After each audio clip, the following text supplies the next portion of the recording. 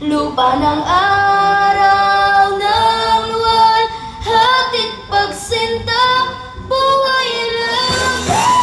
Mahal tayo'y mga tumawi ng patuloy sa ating Diyos. Oh, purihin natin ang ating Panginoon. Hallelujah, hallelujah. Jesus, hallelujah, hallelujah. Tunay. Glory to Jesus. Good afternoon, everyone. We want to thank you all for the joyous occasion that we have today. Minsan pa palakpakan natin ang ating Panginoon. Come on! Come on, church! Let's worship the Lord! Hallelujah! You are faithful, your joy is my strength.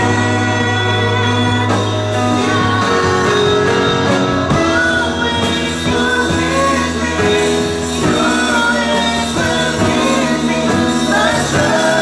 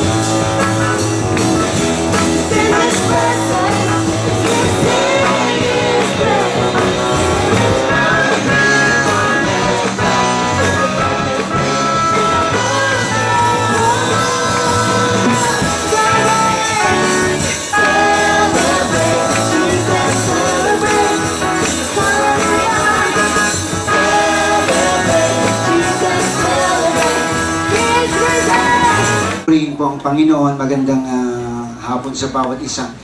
At salamat sa Diyos, tayo po'y pinagkaisa sa ganitong klaseng gawain.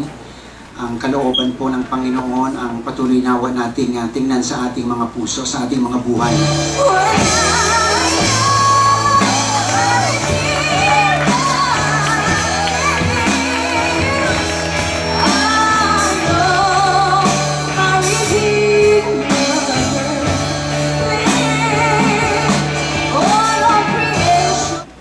Magandang hapon at isang mapagpalang hapon po sa ating lahat. And it's good to see you again. Para po tayong long lost friends na nagkita po muli. And of course, nag-uumapo po ang kagalakan na makita-kita po tayong muli. And we welcome everyone, of course, sa ating pong Christ-centered Faith Ministry. And kami po na being in the Mother Church, sa ngalan po na ating Pastor Romel, nagsasabi na we will always be here for you. We will stick more than a brother, your brothers or sisters. Andito po lagi ang suporta namin sa Church sa Antipolo. Purihin ang ating Panginoon and congratulations po sa inyo lahat. To God be the highest, Lord. Sabi ng Biblia, napakaligaya at kahanga-hanga na sa ating pagmasita tayo ay magkakasamang muli. Amen! At sa ngalan po ng Christ-centered Faith Ministry, Caloocan Chapter, ay mainit po kami bumabati ng maligayang 8 taong anibersaryo ng Antipolo.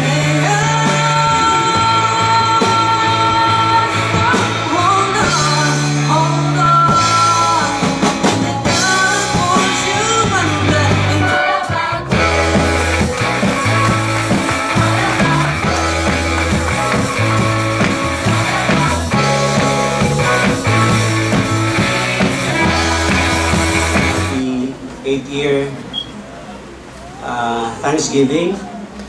Anniversary po ninyo. At isa pong magandang umaga sa atin, bagamat hapon, sapagkat sa mga anak ng Diyos ay walang tanghali at walang hapon. Sa'yo ibibigay ang aking buhay, Panginoong Jesus, ikaw ang kasapatan. Anniversary po, Pastor Ricky. And sa church po ng Antipolo. It's been an honor po lagi na magsalita on God's behalf, lalo na po pagbate sa mga matatatag na pastor na Christ Center Faith Ministry Antipolo Chapter for your 8th anniversary po.